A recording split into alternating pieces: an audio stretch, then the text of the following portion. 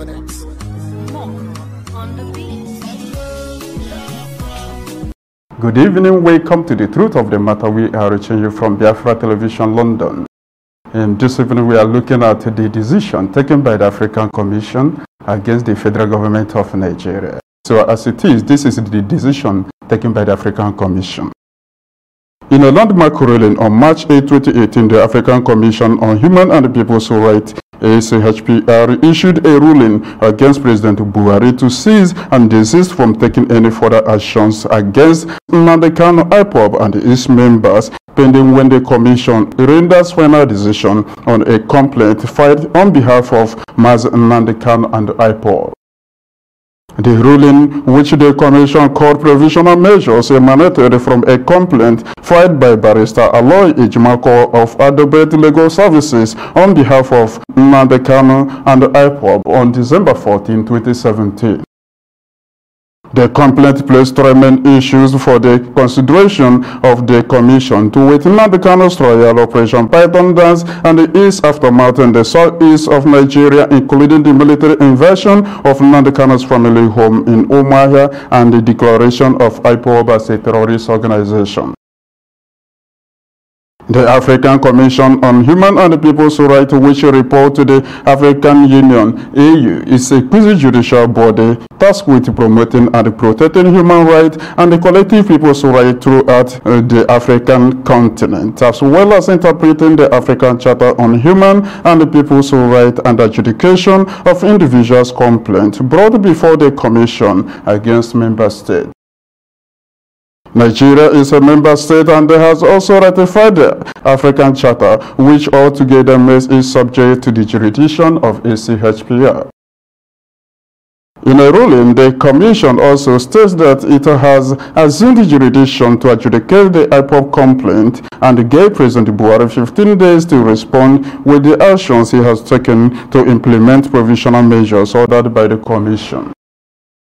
On a rather ominous note, the Commission wrote that if the allegation in the complaint proved to be correct, they will amount to the gross violation of the African Charter as well as other regional and international human rights laws and standards. So this is the decision taken by the African Commission against the federal government of Nigeria, and they gave Nigerian government 15 days to respond to this matter, So this is what is happening right now. And since that very time, Nigeria is attacking the indigenous people of Biafra because they are agitating for their freedom. Biafrans embark on self-determination, and self-determination is never a crime against any law known to man. So this is what we are seeing in Nigeria. So what we are saying right now is African Commission should stand shoulder to shoulder with the indigenous people of Biafra and has to take this matter to the African Union. As they report to African Union, this is what the African Commission should do right now, and the Nigerian government should be sanctioned for disobeying African Commission. This is the truth of the matter. Thank you very much for watching.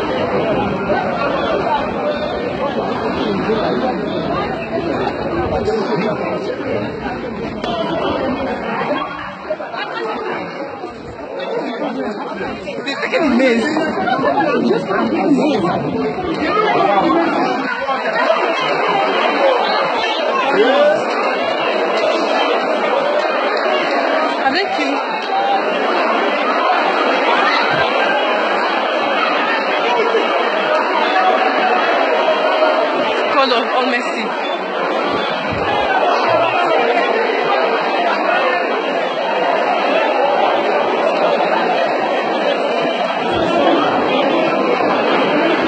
Can you imagine? All of certain extent there's no security. I've been discussing.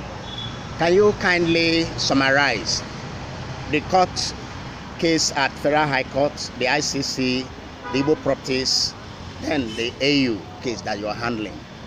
Well, first of all, talking about the criminal cases that are still pending before the Federal High Court in Abuja, I just need to stress this very important point, that the main case is conspiracy to commit reasonable felony. We have studied that case and we find no merit at all in that very charge. So the counsels in the case, the lawyers have proceeded to file an application to dismiss that very charge. Because if a court is, if you file charges that don't hold any water before a court, it does not confer jurisdiction. So it's a jurisdictional matter. So now I hope that the court, with everything considered, would on May 21, when this hearing is coming up, dismiss that very charge. The AU? Well, the case is going very well. I'm very happy. I'm the counsel of record in the matter. I'm very, very happy with the turn of events in that case. We have made tremendous progress, but I'm forbidden by Article 59 of the Charter to speak publicly about it in details. There's a confidentiality provision in the Charter. Only the General Assembly or heads of states will lift that veil of confidentiality. But I can assure you that once it's lifted, my clients and the entire world will be very happy with the result we've achieved so far. But let me say this, the Commission is right now, as we speak, engaging the presidency of Nigeria to find a solution to the impasse we have in this country. The ICC, sir? Well, the ICC, of course, is in the public domain. The ICC has taken some notice of the petitions that were brought before it. I think that is what is called preliminary investigation that is going on now. I expect that more petitions will ensue because too many atrocities were just committed against innocent people. And these are the things that I believe to lie within the jurisdiction of the ICC as enunciated in the Rome statutes that set it up. So I do believe that some progress is being made, and at the end of the day, I expect some indictments. Yes, I'm confident about that. The Igbo properties here and other places of Nigeria. Okay, well, the Igbo properties in Nigeria cannot be different from the Czech properties in Slovakia and Slovakian properties in Czech Republic, or Eritrean properties in Ethiopia, or Ethiopian properties in Eritrea, or South Sudanese properties in Northern Sudan, or what was left of Sudan. So if Nigeria were to disintegrate, there are constitutional guarantees against government interference with private ownership of property. Those things are in our constitution. More specifically under Chapter 4, the fundamental rights. The government is not supposed to interfere with private ownership of property, and that includes foreigners. There are some foreigners that own property here, mobile, share, whatever. So if Nigeria divides, former compatriots can still retain those rights. But more importantly, and more, what I think will be more effective in making that determination will be the protocols and the conventions and treaties to which Nigeria is a state party. So any new emerging nation will be bound by the articles or provisions of those international treaties, conventions.